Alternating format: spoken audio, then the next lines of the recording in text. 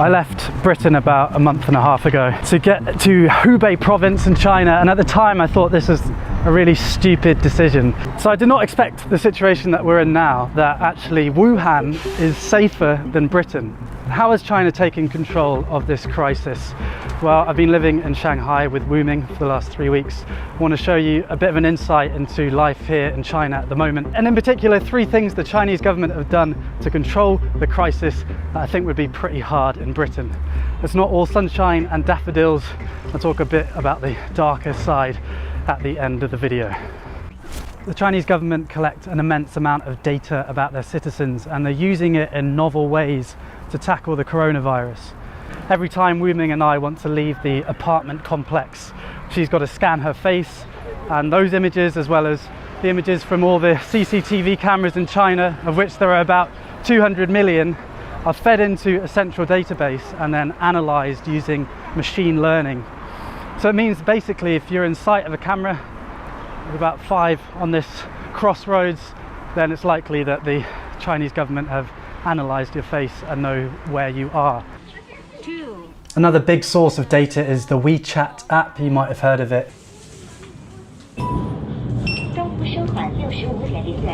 So that's WeChat. It's social media and your debit card all rolled into one super app, which is really convenient, but obviously also tracks.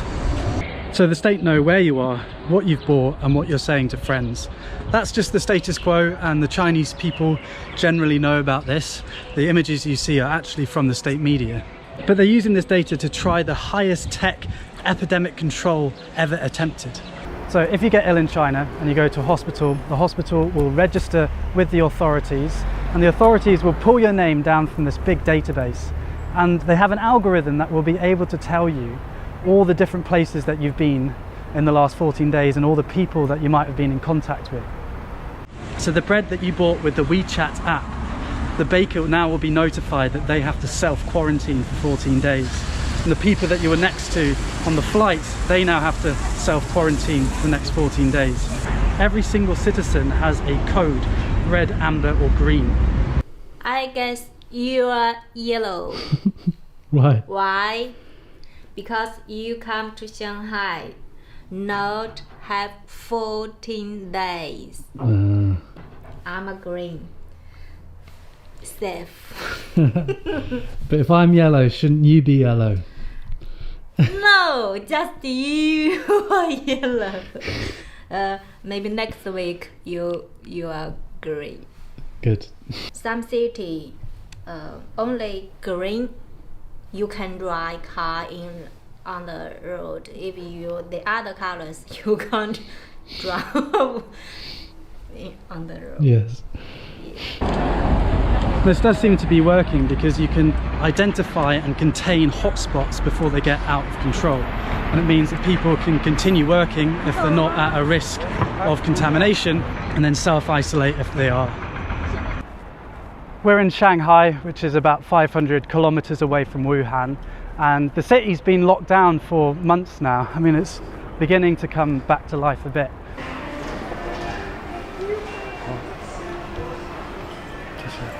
Last time I was here, there was basically no one here, so it's good the city's beginning to open up a bit. But generally you're not allowed to eat in the restaurants, you're allowed to buy takeaway, but you're not allowed to sit down and eat. This is Wuming's Tai Chi studio. My name is Wuming. I'm a Tai Chi teacher. This is my Tai Chi school because virus, so we can't teach our student. I don't know when we can open the door welcome my student. Maybe next, maybe month. So I'm wait. Somebody give me repeat. The crisis has been a massive cost to the Chinese economy. They've taken the hit early on and hoping to reopen now most of the country. Every single person that comes into China now has to self-quarantine for 2 weeks. So every day I had to fill in this grid with my temperature. I'm just doing it now. 35.7. I don't know if that's low or not, but it's not a fever. and any flight coming into the country is screened. We've been waiting in Shanghai airport for about 2 hours now. We'll get there eventually.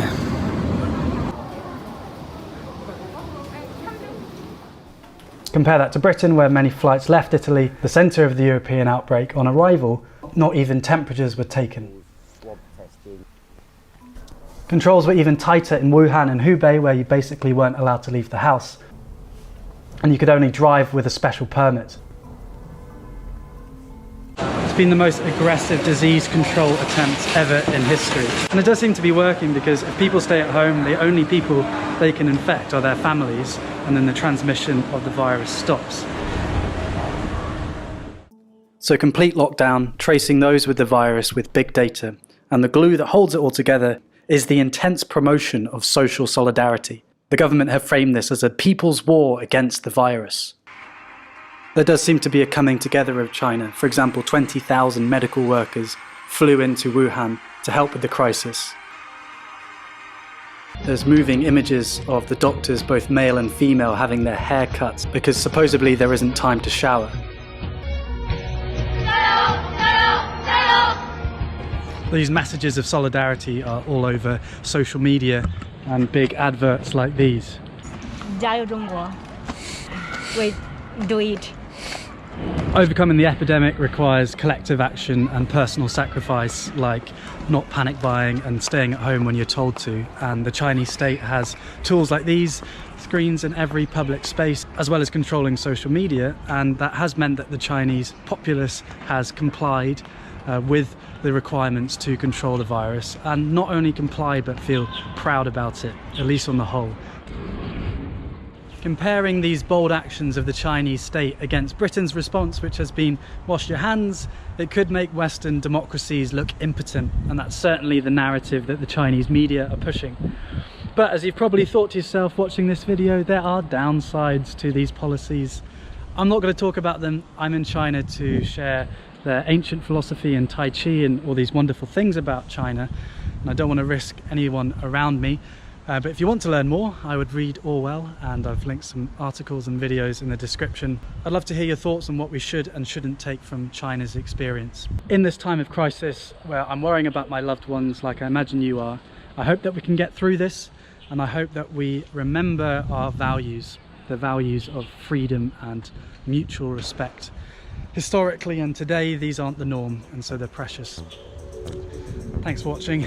I will see you when I see you next. Mask back on.